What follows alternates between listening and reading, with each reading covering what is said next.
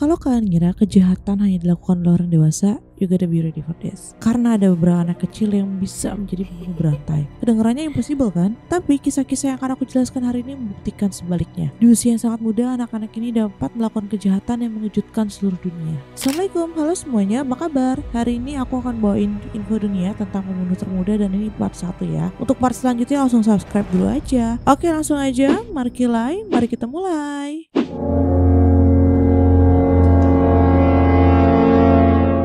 Yang pertama kita akan mulai dengan anak yang berusia 4 tahun. Retta McCabe adalah seorang anak berusia 4 tahun dari Troy, New York. Sayangnya nama orang tua Retta McCabe tidak disebutkan dalam catatan sejarah yang tersedia. Retta sendiri dikenal sebagai seorang Jekyll dan Hyde karena memiliki dua kepribadian yang sangat berbeda. Buat yang nggak tahu, Jekyll and Hyde ini adalah karakter utama dalam novel Strange Case of Dr. Jekyll and Mr. Hyde yang ditulis oleh Robert Louis Stevenson pada tahun 1886. Di mana cerita novel itu tentang dua sifat yang bertolak belakang dalam diri seseorang. Jadi kayak kepribadian ganda mungkin ya. Nah, balik lagi, di satu sisi Retta ini adalah anak kecil yang manis dan penuh senyum, tetapi di sisi lain ia menunjukkan perilaku yang sangat agresif dan berbahaya, termasuk tindakan pembunuhan dan penyiksaan. Kisah Retta menjadi perhatian besar pada tahun 1897 ketika dia membunuh adik bayinya dengan melemparkan bayi tersebut ke lantai dengan kekuatan yang luar biasa untuk ukuran anak kecil ya, dan kemudian dia memukul adiknya hingga tewas. Setelah itu Retta juga sering tertawa ketika mendengar bahwa adik bayinya telah meninggal dunia. Retta diketahui juga melakukan tindakan kekerasan terhadap anak-anak lain di lingkungan sekitarnya. Dan salah satu tindakan favoritnya adalah memasukkan kancing dan biji ke dalam telinga dan hidung anak-anak lain. Which is sangat aneh gak sih untuk anak-anak? Motif Retta McCabe dalam membunuh adiknya tidak dijelaskan secara eksplisit dalam catatan sejarah yang tersedia. Namun berbagai sumber menyebutkan bahwa Retta menunjukkan perilaku agresif dan tidak stabil yang luar biasa untuk anak seusianya, yang bisa disebabkan oleh faktor internal dan eksternal. By the way, saat itu pihak berwenang kesulitan menangani kasusnya karena usia Retta yang sangat muda. Sistem hukum saat itu tidak memiliki ketentuan untuk menangani anak kecil seperti Retta. Akhirnya dia ditempatkan di bawah pengawasan Human Society, tetapi Retta menunjukkan perilaku yang tidak stabil termasuk melarikan diri dan melukai orang lain. Meskipun banyak teori diajukan mengenai kondisi Retta, mulai dari kemungkinan gangguan psikologis hingga trauma mendalam, tidak ada kesimpulan pasti yang dicapai. Pada akhirnya Retta menghilang secara misterius dan jejaknya tidak pernah ditemukan lagi. Walaupun diketahui di tahun 1934, pengacara orang tuanya tuh mencari jejak Retta yang hilang dengan menaruh iklan di lingkungan sekitar, tetapi upaya tersebut tidak membuahkan hasil, sehingga tidak ada informasi yang jelas mengenai kehidupan Retta setelah dewasa. Berikutnya kita akan masuk ke negara India.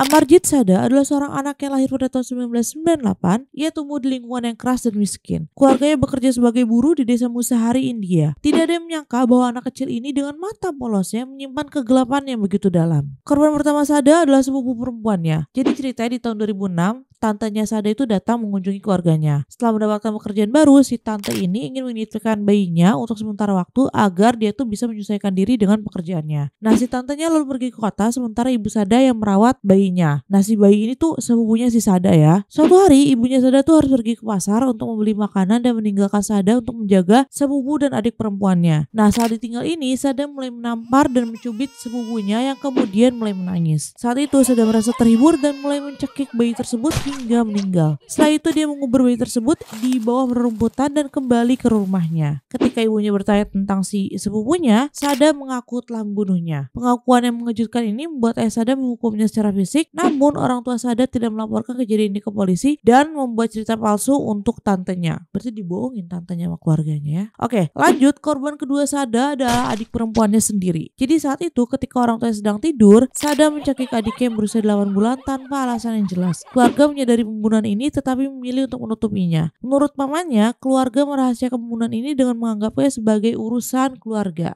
Tuh kan?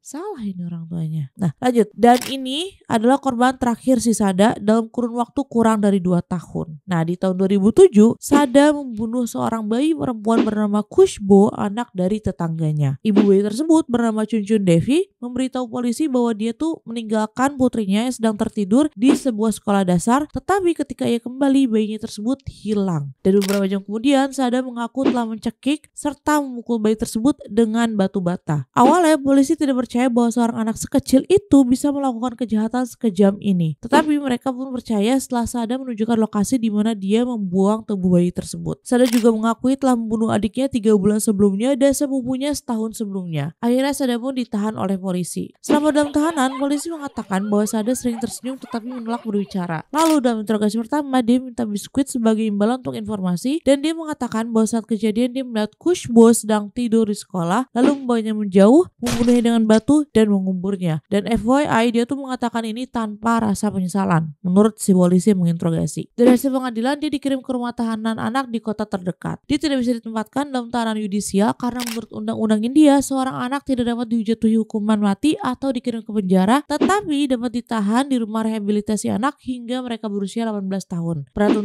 2016, Sada mencapai usia 18 tahun dan dibebaskan dengan identitas baru. Saat ini di tahun 2024, usianya sekitar 26 tahun dan keberadaannya tidak diketahui. Dan yang ketiga, aku akan bahas tentang Mary Bell yang berusia 11 tahun dan telah membunuh 2 anak. By the way, untuk Mary Bell, aku udah buatin satu video detail sendiri yang durasinya sekitar 18 menit, jadi detail banget di sana. Kan bisa langsung lihat di channel aku ya. Sekarang aku akan kasih rangkuman singkat dari kasus si Mary Bell.